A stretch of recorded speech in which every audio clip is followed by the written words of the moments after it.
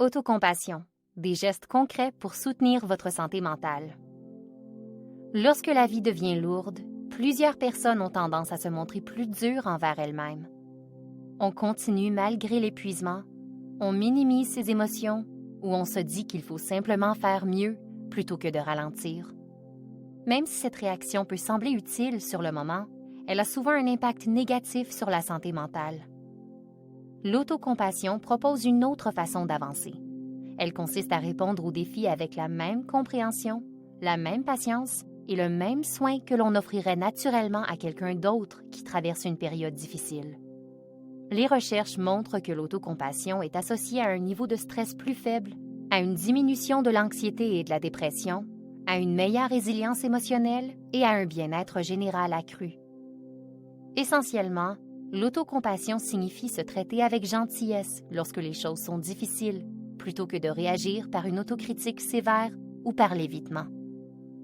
Elle implique aussi de reconnaître que les difficultés, les erreurs et les échecs font partie de l'expérience humaine et d'observer les pensées et émotions difficiles sans les refouler ni les amplifier.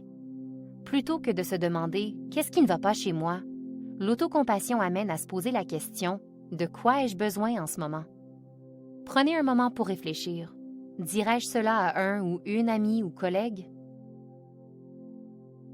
Plusieurs personnes craignent qu'en réduisant l'autocritique, leur standard baisse ou que leur motivation diminue. En réalité, le jugement intérieur constant augmente souvent le stress et complique la gestion des défis. Les personnes qui pratiquent l'autocompassion ont tendance à rebondir plus facilement après des revers, à reconnaître leurs erreurs et à préserver sans être submergées par la culpabilité ou la honte. L'autocompassion ne demande pas de grands changements. Elle se développe par de petits ajustements intentionnels, comme porter attention à son dialogue intérieur en période de stress, reconnaître qu'une situation est difficile ou répondre à la pression avec soin plutôt qu'avec contrôle. Autre question à considérer, qu'est-ce qui pourrait m'aider à me sentir un peu plus stable en ce moment?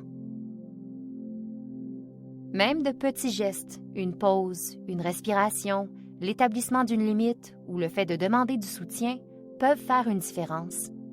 Et si un soutien supplémentaire serait utile, un accompagnement confidentiel est offert en tout temps par l'intermédiaire de votre programme d'aide aux employés et à leur famille pour vous et votre famille.